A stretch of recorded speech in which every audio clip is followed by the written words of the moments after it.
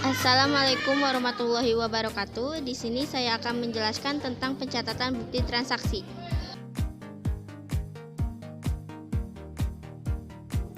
A. Bukti transaksi. Bukti transaksi merupakan komponen penting dalam aktivitas perusahaan. Pada kegiatan administrasi transaksi, bukti transaksi memegang peranan penting dalam perusahaan. 1. Pengertian transaksi. Transaksi dalam perusahaan merupakan suatu aktivitas perusahaan yang berdampak pada perubahan terhadap posisi keuangan atau aset kekayaan yang dimiliki perusahaan. Pada umumnya, transaksi yang terdapat dalam perusahaan terbagi atas dua macam, yaitu A. Transaksi internal. Transaksi internal merupakan suatu jenis transaksi yang prosesnya hanya melibatkan pihak-pihak yang terdapat di dalam perusahaan. Adapun contoh transaksi internal yaitu transaksi pengguna perlengkapan, transaksi perubahan harta kekayaan perusahaan, penyusutan, dan lain sebagainya. B. Transaksi eksternal merupakan jenis transaksi yang melibatkan pihak luar perusahaan seperti pihak bank, pemasok, pelanggan, dan lain sebagainya. Contoh transaksi eksternal adalah pelunasan utang, pembelian peralatan kantor, dan sebagainya. 2. Fungsi transaksi.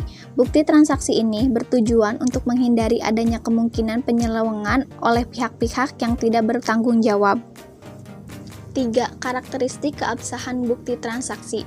Karakteristik bukti transaksi dalam perusahaan memenuhi A. Keabsahan formal. Transaksi dalam perusahaan pada umumnya dilakukan melalui prosedur yang resmi dalam perusahaan dengan adanya tanda tangan dari pihak-pihak terkait yang memiliki kewenangan atas transaksi tersebut. B. Keabsahan material. Dalam perhitungan bukti transaksi ini, maka proses perhitungan nilai uang dalam transaksi harus dipastikan kebenarannya dan keabsahannya, sehingga dapat menghasilkan jumlah uang yang sebenarnya. 4. Klasifikasi bukti transaksi. Transaksi eksternal merupakan suatu transaksi yang dilakukan dengan pihak luar perusahaan, misalnya pembelian perlengkapan kepada pemasok dan lain-lain. Bukti transaksi dalam perusahaan dibedakan menjadi dua macam, yaitu bukti internal dan bukti eksternal. A. Bukti internal.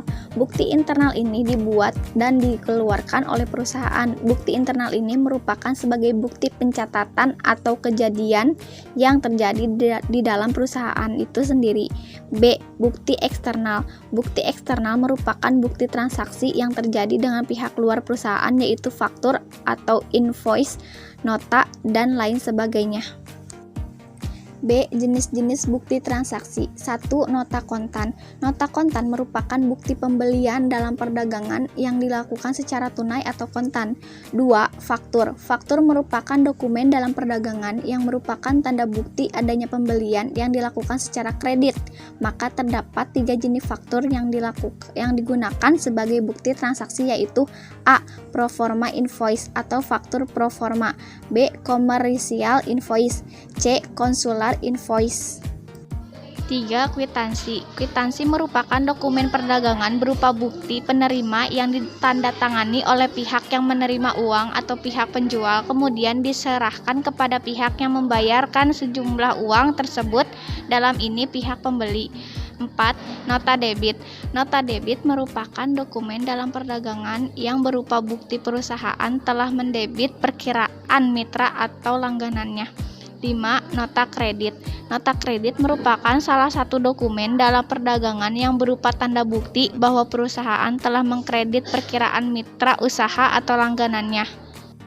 B. Cek merupakan dokumen perdagangan yang berupa surat perintah yang dibuat oleh pihak yang memiliki rekening di bank untuk membayarkan kepada pihak yang namanya tercantum di dalam cek. Cek terdiri 2 lembar yang masing-masing lembar mempunyai fungsi tersendiri, yaitu A. Lembar pertama merupakan lembar utama yang diserahkan kepada pihak lain sebagai alat pembayaran.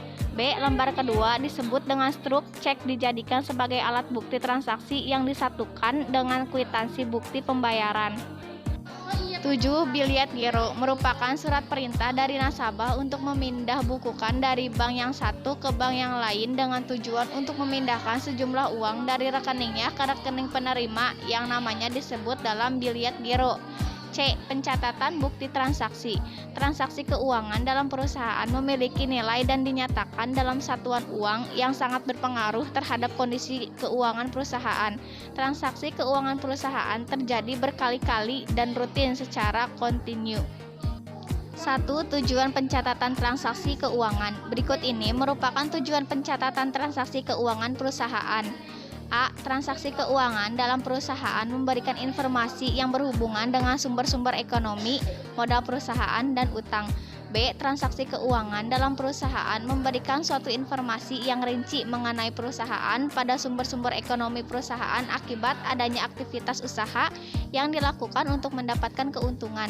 C. Transaksi keuangan dalam perusahaan dapat memberikan informasi keuangan yang berhubungan dengan laporan keuangan perusahaan yang relevan kepada pengguna pelaporan. 2. Sistematika pencatatan. Dasar pencatatan adalah dasar yang dipergunakan untuk menentukan saat pencatatan suatu transaksi keuangan. Ada 2 dasar pencatatan yang dapat digunakan dalam akuntansi, yaitu A. Cash basis. Pencatatan transaksi keuangan dilakukan pada saat transaksi keuangan yang bersangkutan telah diselesaikan secara tunai. B. Accrual basis. Dasar pencatatan tersebut perlu dipahami terlebih dahulu karena perbedaan dasar yang digunakan akan mengakibatkan hasil pencatatan yang berbeda pula.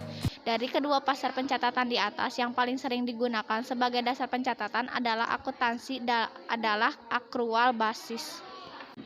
Sekian dari saya, maaf bila ada kesalahan. Wassalamualaikum warahmatullahi wabarakatuh.